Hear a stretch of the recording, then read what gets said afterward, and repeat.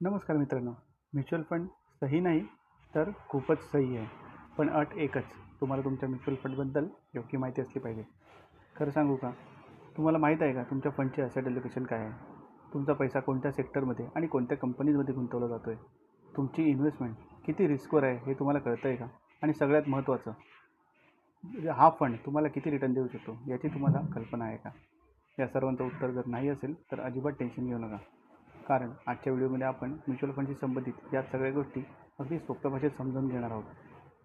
तर चला व्हिडिओ सुरू करूया. म्युच्युअल फंडचे किती प्रकार आहेत? तर म्युच्युअल फंडचे अनेक प्रकार आहेत. Small cap, mid cap, large cap, multi cap, flexi cap, thematic वगैरे वगैरे. पण आज आपण यापैकी स्मॉल कॅप या फंड्सबद्दल जाणून घेऊया. कारण जवळजवळ प्रत्येक इन्व्हेस्टर या फंड्समध्ये इन्व्हेस्ट करायचा प्रयत्न करतो. तर स्मॉल कॅप म्युच्युअल फंड, सेबीच्या गाईडलाईननुसार ज्या फंडमध्ये तुमच्या इन्व्हेस्टमेंटपैकी किमान 65% स्मॉल कॅप कंपनीजमध्ये गुंतवली जाते त्याला स्मॉल कॅप म्युच्युअल फंड असे म्हणतात. आता स्मॉल कॅप कंपनीज म्हणजे काय, तर भारताच्या टॉप 250 कंपनीनंतर येणाऱ्या पुढच्या 250 कंपनी या स्मॉल कॅप या प्रकारात मोडल्या जातात. या कंपनीज आकाराने लहान असल्यामुळे मार्केटमधील अगदी छोटी हालचालसुद्धा यांच्यावर परिणाम करतो. म्हणजेच हे स्टॉक्स खूप व्हॉलेटाईल असतात.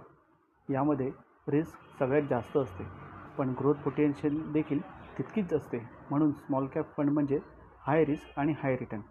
लाँग टर्ममध्ये स्मॉल कॅप फंड्स जवळपास 18 ते 20% रिटर्न देऊ शकतात.